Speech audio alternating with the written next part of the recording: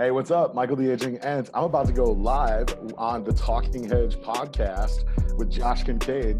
Talking Hedge, Google it up and enjoy while we chit chat. Welcome back to the Talking Hedge. I'm Josh Kincaid, capital markets analyst and host of your cannabis business podcast. Today we've got Michael Schroeder. He's with the Aging Ent. Is that right? How's it going? That's right. I am the Aging Ent.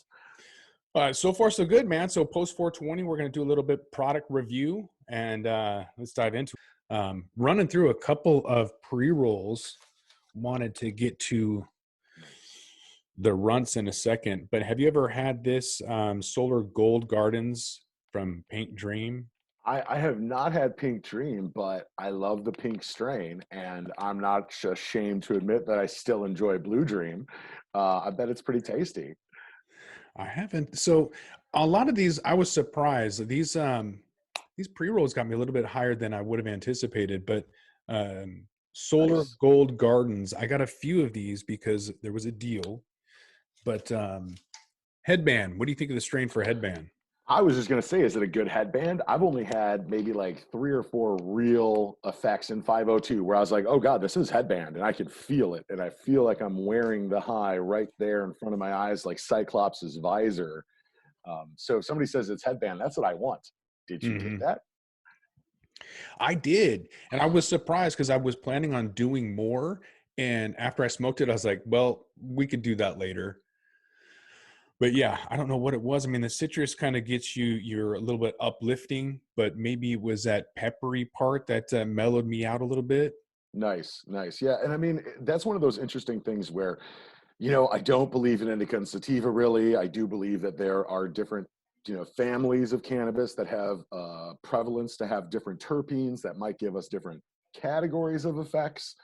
But that strain headband is the way, like it's out of the science of every time it's grown right, it does this one particular thing, which we know has to be the specific terpene cannabinoid interaction.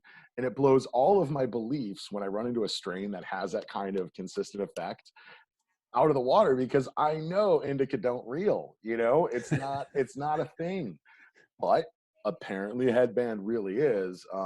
Similarly with there's a couple of those cookie cuts, those old school cookie cuts, like one hitter quitters and you're done for the day, dude. And it doesn't matter, as long as it's grown well, that strain will drop you to the couch. Those are like indicas for me. So if I smoke an indica, I'm out. I'm not going to be talking or I'm going to be passing out. So I've got some indicas here. There's some infused ones. Purple Punchsicle, haven't had it, but pretty stony. And then this tie stick. So I'm a fan of old school stuff. So Yeah, sure. I wanted to try this infused tie stick. So that was kind of fun. I've had those before. I picked up this brand. I think that you've talked with or about them, Falcana. Yeah. They're really good. And they've got these 2 half-gram dubs in their joints. And every single strain, not only do they come with like pretty art, you get a little card or a sticker when you buy a gram, but man, their flower hits even in the joints. This is one of my good, like always go to now, Falcana. Once I got them, like I often don't smoke a full gram joint because by the time I'm halfway through, it's done burning. I'd like to talk about joints and processors, and like, please don't turn it to dust. Yeah. I do like how they're adding more, like 2 half grams instead of 1, so you can make that decision yourself. Yeah. And a portion of the proceeds goes towards falcons that can't find their way home or something like that. Yeah, something like that. I know that both owners of Falcana are way into falconry, and they're raptor breeders, both of them, and like show people. And that's a big part of their passion along with weed, which, hell yeah. So on the other side of that, I paid like $16 for a joint, and I don't know who's the brand, but it was in a nice glass tube and a cork at the end. And I got less than a third of the way through before the dust had just coagulated. Oh man. And and I mean, okay, we know when we smoke a joint, we're going to have, resonation in it. It's going to make the stuff stickier. And if you have a powder in there, like a dry dust powder, it's just going to stick and you can't smoke. So I got $3, I think, of smoking pleasure out of my $14 joint. And I will never buy that brand again because of that. And that was the sad part of 420 joints for me, was that expensive damn joint that I didn't really get to smoke. But all the rest were really tasty.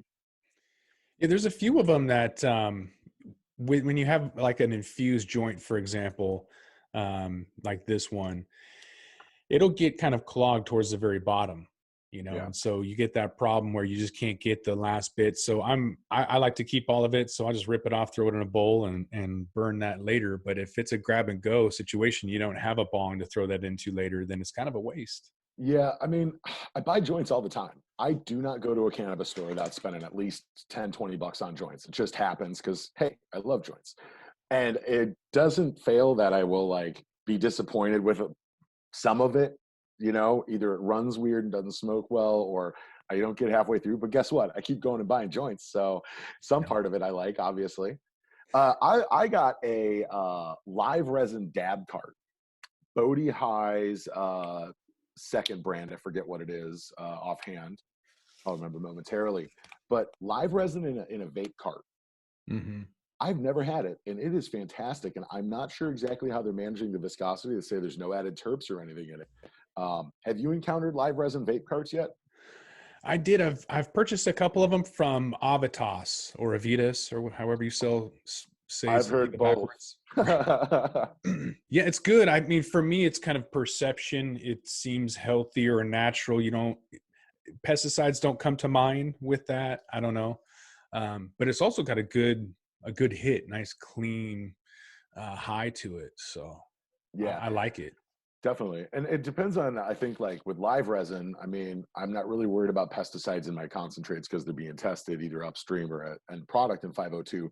And similarly, like distillates, as long as they're being tested and the analytic lab is trustworthy, which right now I believe pretty much all of them in 502 are, pesticides isn't a worry, but residual solvents can be.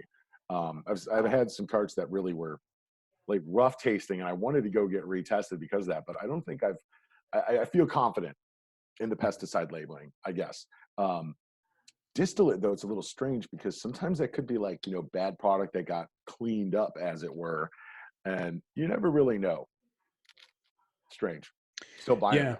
Well, so I bought a sativa and then found out later on after talking to the producer that he had sold that lot to the processor 2 years prior. So the sativa had aged enough where it had increased its CBN or whatever to the point where it was more like an indica. Hmm. And yeah, especially if the CBN, can we deviate onto that cannabinoid because it's the result of THC degrading directly. And I'm actually on this jump. I want somebody this fall to help me out with this. Um, I want to see the CBN content in cannabis that's just let to keep living past the harvest point and see how much of the live THC converts to CBN as opposed to what, mostly it's being done now, like you heat distillate up, turn THC into CBN just chemically. And that's the same thing that can happen in old plants sitting around. That's an interesting thing because most of the time people are worried about it like just tasting bad or looking dark, but not so much of the cannabinoids decomposing, and the deeper science is coming through. So with cannabinoids, do you look for cannabinoids on labels? Any specific ones?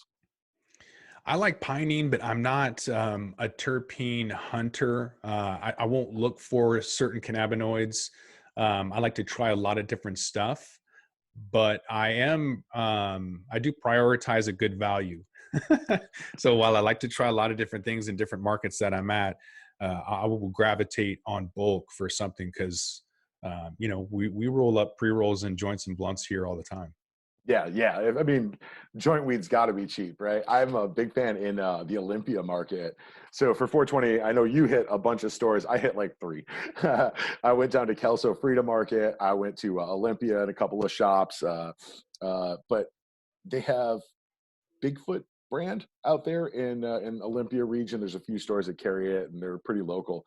Crazy, crazy value for weed. And when I had the studio in Olympia a couple years ago, I would just go buy like, half ounces of that stuff, cheap stuff, because it would sit around and I wouldn't feel bad if we rolled like a 7 gram joint and then threw it on the ground. But these days I find myself sticking to small quantities because it's been so, hit or miss. I Mm. don't feel like getting invested even in an eighth of weed anymore, because I'm like, where's it going to go? You know what I mean? How's it going to be? So that's really my top limit these days. Past maybe 3 years, eighths. That's about all I'll buy. Yeah, like you mentioned, sometimes the humidity could be really low, like 4%, and it's just super crispy, so they could get that extra THC percentage results. But one that I know that continuously has buyers coming back for more is runts, whether it's white runts or runts. What's up with this strain? Do you have any experience with that? I know that it is off of the whole candy flavor. There's like uh, Smells good, right? it does funky. Is it sweet? Is it candy? I mean, I've had runts a couple times, but it hasn't really hit me in any good way. But it wasn't any like straight name processors. I always got it from somebody who like resold it to another processor. You know what I mean? So somebody packaging it up. It kind of does smell like a package of Skittles. It's a blend of Skittles and gelato is super popular. I just did a Mm. report where apparently gelato was in the top 5 category for all 5 product segments for inhalables. So whether it was Oh, flower, pre-rolls, or vape or concentrate, gelato strain was in the top for all of those. So there's an interesting headset report, if you hadn't seen it already, that gelato is super popular. It's like a silent sleeper, a giant sleeper. no, that's pretty huge actually. I know that the Southern California strains are really percolating through the market now. That the gelato coming from the Cookies family, right? Like that's off their cuts. I think the Runts is a Cookies cut. Yeah, it's by Cookies. So all these big names coming from like SoCal, they're like what, 9 months old, a year old.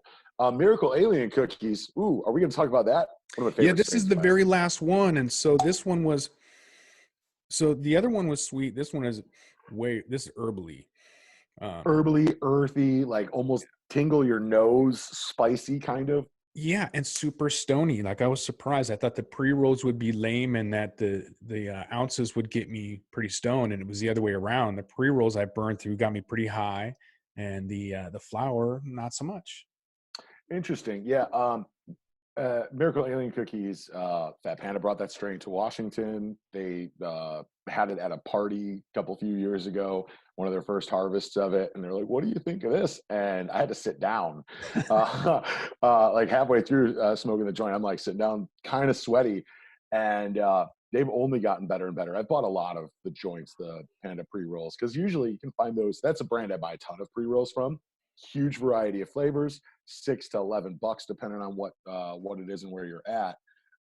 Yeah, good times, man.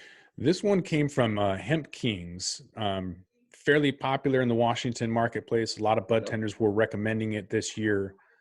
And so that's where I got this Miracle Alien Cookies. That was a recommendation by a bud tender at Kush 21 near the Nice. airport. Love Kush 21. Yeah, yeah, out in Burien. Yeah. Right. Yeah, word. Well, before we roll this one up, why don't you state your name and where people can find all of that? Oh, yeah. Hey, what's up? I'm Michael, the Aging Ent. Take a look at agingent.com. You can find the marijuana encyclopedia, hundreds of cannabis reviews. Follow me on all the social media, which you should just go to agingent.com and click the little buttons in the header. Smoke weed every day. We'll put that link in the show notes as well. So with that, I'm Josh Kincaid. This is the Talking Hedge. Don't forget to like, share, and subscribe, or don't. And I'm out. Thanks for having me on the Talking Hedge. Appreciate it, man. Talk to you soon.